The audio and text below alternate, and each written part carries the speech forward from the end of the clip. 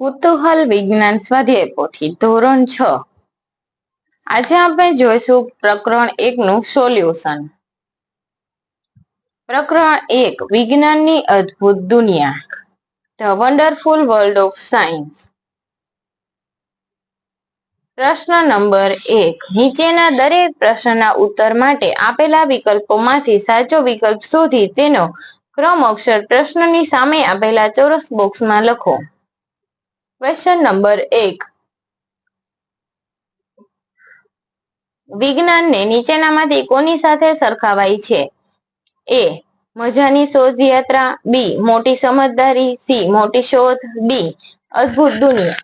Answer આવશે મજાની શોધ યાત્રા. બીજું, વિજ્ઞાન વિશે નીચેનામાંથી કઈ બાબત સૌથી વધુ મજાની છે? એ. શોધ કરવા ઉત્સાહી, બી. અણધારી જગ્યાઓ, સી. દરેક જગ્યા સર્વત્ર છે, ડી. આપેલ તમામ. જવાબ આવશે સી. દરેક જગ્યાએ સર્વત્ર છે. ત્રીજું, સારી રીતે વિજ્ઞાન શીખવા માટેની પહેલી અને સૌથી મહત્વની બાબત કઈ છે? એ. વ્યવસ્થિત કાર્ય કરવું, બી. જિજ્ઞાસુ રહેવું, સી. સમસ્યા ઉપસ્થિત કરવી, ડી. હકીકત તપાસવી. જવાબ આવશે બી. જિજ્ઞાસુ રહેવું.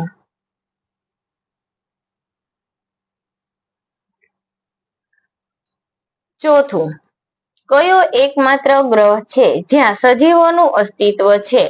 એ. પૃથ્વી, બી. શુક્ર, સી. મંગળ, ડી. બુધ. જવાબ આવશે એ. પૃથ્વી. પાંચમું, વિજ્ઞાન શીખવાથી કઈ ક્ષમતાનો વિકાસ થશે? એ. સમસ્યાનો ઉકેલ શોધવાની, બી. બ્રહ્માંડના વધુ રહસ્ય ઉકેલવાનો, સી. એ અને બી બંને, ડી. આપેલ પૈકી એક પણ નહીં. જવાબ આવશે સી. એ અને બી બંને. Question number 6. વિધાન X. વિજ્ઞાન એ માત્ર હકીકતો અને આંકડાઓને યાદ રાખવા અને પ્રયોગો કરવા માટે છે. વિધાન Y. વિજ્ઞાન એ ક્રમબદ્ધ પ્રક્રિયાના સોપાનોને અનુસરવા વિશે છે જે આપણા પ્રશ્નોના ઉત્તર શોધવામાં મદદ કરે છે. એ. વિધાન A અને વિધાન Y બંને, વિધાન X અને વિધાન Y બંને સાચા છે. બી. વિધાન X અને Y બંને ખોટા છે. વિધાન X સાચું અને Y ખોટું છે. ડી. વિધાન X ખોટું અને Y સાચું છે. જવાબ આવશે વિધાન X છે એ ખોટું છે અને વિધાન Y છે એ સાચું છે. જવાબ આવશે ડી. વિધાન X ખોટું છે અને વિધાન Y સાચું છે. સાતમું, વિધાન X. વિજ્ઞાનને સારી રીતે શીખવા માટે જિજ્ઞાસુ બનવું જોઈએ. વિધાન Y. પેલા આપણે સાચું ખોટું નક્કી કરી લઈએ. વિજ્ઞાનને સમજવા સારી રીતે શીખવા માટે સાચું બનવું જોઈએ. સાચું.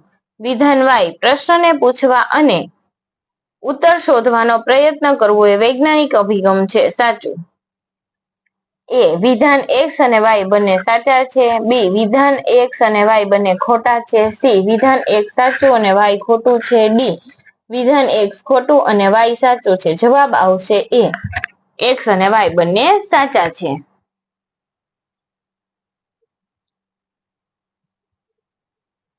ક્વેશ્ચન 2. ખાલી જગ્યા પૂરો. પેલું, ખાલી જગ્યા એ બ્રહ્માંડના રહસ્યોને ઉજાગર કરવાની એક રીત છે. વિજ્ઞાન. બીજું, વિજ્ઞાન એક વિશાળ અને અંતહીન ખાલી જગ્યા જેવું છે. જિગસો પઝલ. ત્રીજું, નવી ખાલી જગ્યા ઘણી વખત વિશ્વ વિશેની આપણી અગાઉની સમજને બદલી નાખે છે. શોધો. ચોથું, વૈજ્ઞાનિક અભિગમ કેળવવા માટે સૌથી પહેલ અને મહત્વપૂર્ણ બાબત તમારા ખાલી જગ્યા હોવી જોઈએ. જિજ્ઞાસા વૃત્તિ.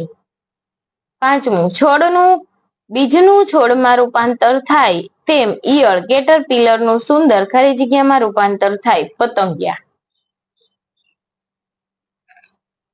કેટરપિલર કોશેટો છે એનું શેમાં રૂપાંતરણ થઈ જાય? એક સુંદર પતંગિયાની અંદર. ત્રીજું, નીચેનામાં પ્રશ્નોના ઉત્તર લખો. એક શબ્દના જ ઉત્તર લખવાના છે. પેલું, આપણે ખોરાક શા માટે ખાઈએ છીએ? શરીરની વૃદ્ધિ માટે. બીજું, રેશમના કીડાની કઈ અવસ્થામાંથી છેવટે સુંદર પતંગિયામાં રૂપાંતરણ થાય છે? કેટરપિલર, કોશેટો અથવા તો ઈયળ. ત્રણમાંથી તમે કોઈ પણ લખી શકો છો. ત્રીજું, આપણને આપણું અસ્તિત્વ ટકાવી રાખવા ખોરાક ઉપરાંત બીજી શાની જરૂર પડે છે? પાણી. ચોથું, કોઈ વ્યક્તિ વૈજ્ઞાનિક પદ્ધતિને અનુસરીને સમસ્યાનો ઉકેલ મેળવે છે અને શોધો કરે છે, તે વ્યક્તિને શું કહે છે? વૈજ્ઞાનિક.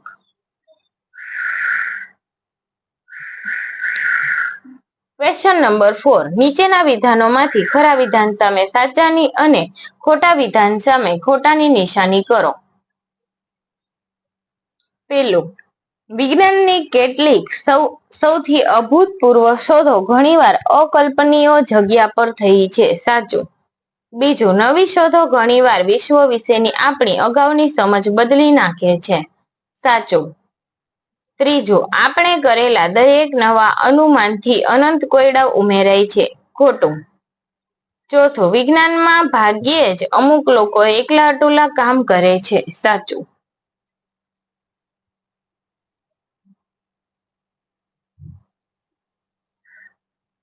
વિજ્ઞાન એટલે શું?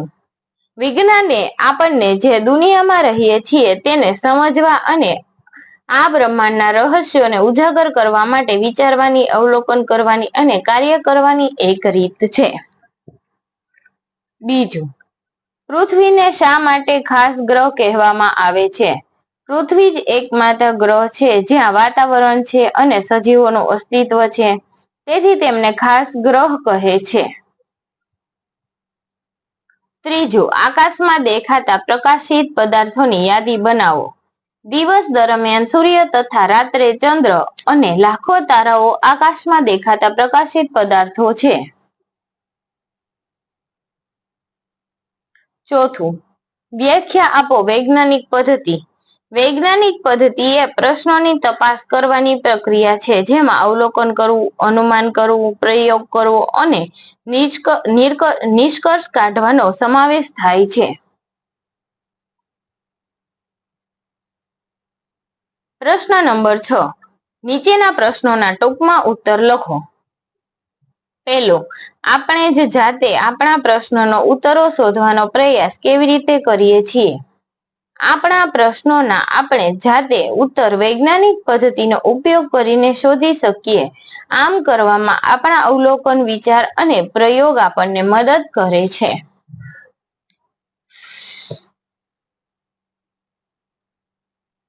બીજું, એક સમજદાર વ્યક્તિ બનવા માટે તમારે શા માટે એવું પૂછનાર બનવું જરૂરી છે? સમજાવો. જિજ્ઞાસુ મન ધરાવતો સમજદાર વ્યક્તિ હંમેશા પ્રશ્નો પૂછે છે. તેનું વિવેચનાત્મક અને વિશ્લેષણાત્મક મન દર્શાવે છે. તે તેમની જાતે પ્રશ્નો ઉકેલવા મેળવવા પ્રયત્ન કરે છે અને જ્ઞાન દર્શાવે છે. તેથી સમજદાર વ્યક્તિ બનવા માટે આપણે શા માટે એવું પૂછનાર વ્યક્તિ બનવું જરૂરી છે? Question number 3. વિજ્ઞાનનો અભ્યાસ કરવાનો હેતુ શું છે? વિજ્ઞાનનો વિષયનો અભ્યાસ કરવાનો હેતુ વિચારવાની, અવલોકન કરવાની, પ્રશ્ન પૂછવાની અને વસ્તુઓ કેવી રીતે કામ કરે છે તે સમજવાની અને પ્રાયોગિક પુરાવો સાથે તથ્યની તપાસ કરવાની જેવા કૌશલ્યોનો વિકાસ કરવાનો છે.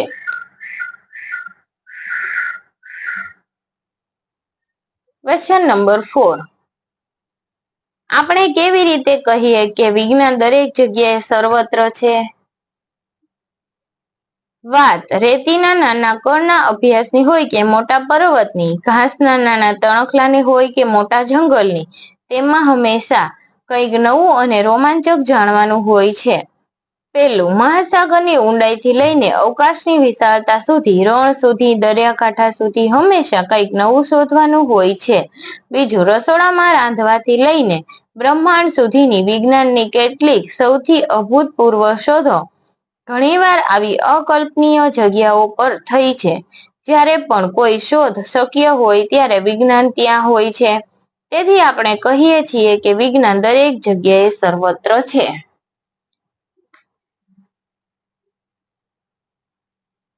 પાંચમું, આ એ છે જે નાનું ઈયળ છે, કોશેટો છે, અને એમાંથી શું બનશે? સુંદર પતંગિયો. અને આ બીજમાંથી છોડ ઉગવું. આપેલ આકૃતિઓનું કાળજીપૂર્વક અવલોકન કરો અને નીચેના પ્રશ્નના ઉત્તર લખો. પહેલો, આકૃતિ એને ઓળખો અને તે કોનામાં રૂપાંતરિત થાય છે? આકૃતિ એ ઈયળ એટલે કે કેટરપિલર છે અને તે સુંદર પતંગિયામાં રૂપાંતરિત થાય છે.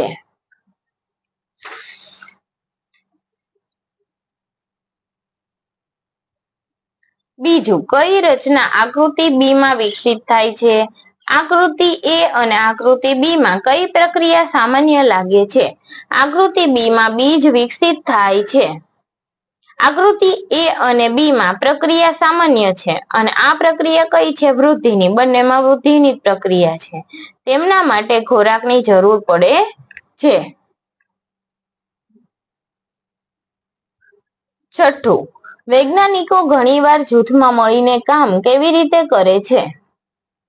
વૈજ્ઞાનિકો ઘણીવાર જૂથોમાં મળીને કામ કરે છે જેથી વિવિધ વિચારો અને કૌશલ્યોનો લાભ મળે અને શોધોને વધુ અસરકારક અને ઉપયોગી બનાવી શકાય. ટીમવર્ક તેમને જટિલ સમસ્યાઓને વધુ કાર્યક્ષમ હલ કરવા અને પ્રભાવશાળી પરિણામો મેળવવા માટે સક્ષમ બનાવે છે.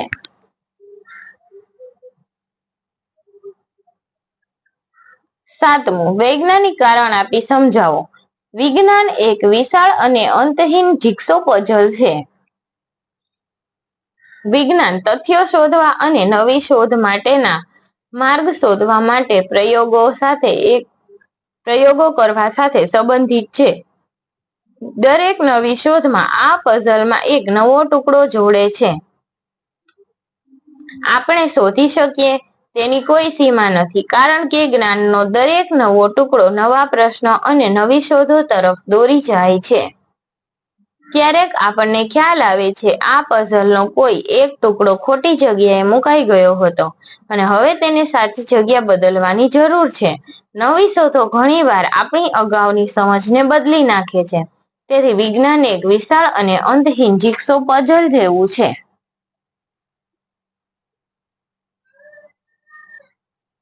ક્વેશ્ચન નંબર 8, નીચેના પ્રશ્નોના મુદ્દાસર જવાબ લખો. વિજ્ઞાનનું મહત્વ સમજાવો. વિજ્ઞાનનું મહત્વ નીચે મુજબ છે.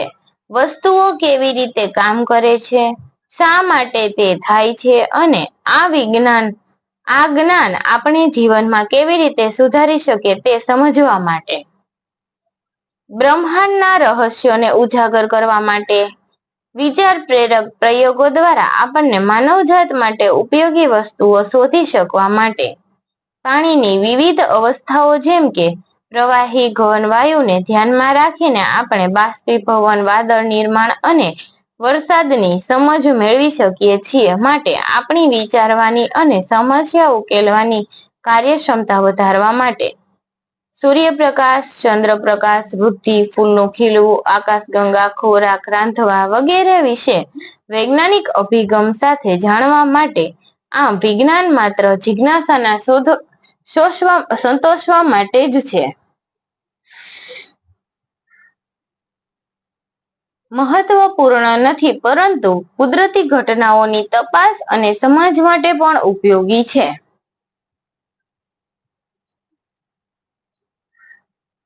સમસ્યા ઉકેલવા માટે અનુસરી શકાય તેવા સોપાનોની યાદી બનાવવી. સોપાનોની યાદી.